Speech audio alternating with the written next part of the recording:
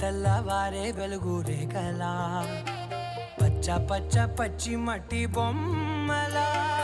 అల్లి బిల్లి వెన్న పాల నురగలా అచ్చ తెలుగు ఇంటి పూల కొమ్మలా దేవదేవుడే పంపగా ఇలా దేవతే మా ఇంట అడుగే పెట్టెనంట బ్రహ్మ కళ్ళలో కాంతులే మా అమ్మలా మా కోసం మళ్ళీ లాలి పాడేనంట.